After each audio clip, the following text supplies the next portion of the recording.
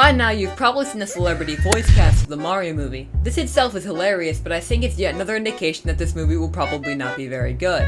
So join me as we go through the mountain of red flags that Nintendo has provided for us. Nintendo could have picked any animation studio, and they picked Illumination. You know, the company that made a film about why capitalism and polluting the environment is bad, and then did an advert for Mazda.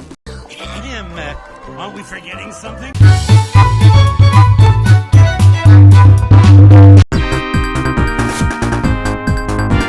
Miyamoto is one of the most important people in gaming, period, and he's still one of the most important people in the gaming industry.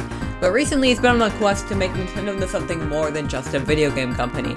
With a theme park and now a movie, while that sounds cool on paper, I don't really like the idea of Nintendo being a huge multimedia conglomerate, because I think the more money Nintendo makes in new ventures will lower their priority of making quality games, because why put millions of dollars into a video game that'll do half as well as, let's say, a Mario Casino? And while there's a really good chance that won't be the case, it's not completely out of the question considering Nintendo's recent greed with their crappy Wii ports and barely upgraded hardware. Another thing that's worth bringing up is that while Miyamoto still gives input on new Mario games, he is no longer the director of Mario, meaning arguably some of the best Mario games ever made weren't really worked on by Miyamoto at all. And in fact, the last actual Mario game he directed was Mario Galaxy in 2001. And while Galaxy 1 is an amazing game, Miyamoto hasn't directed a Mario game in over 14 years. And the last 5 games he had a hand in were either critical or commercial failures.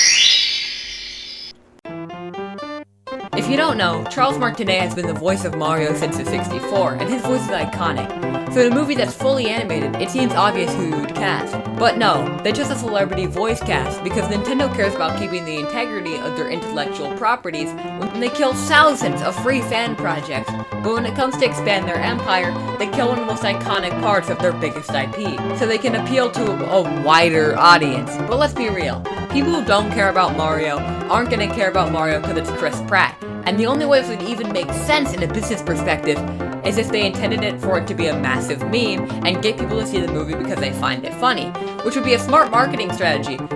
But let's be real, it's Nintendo, so they're probably just dumb.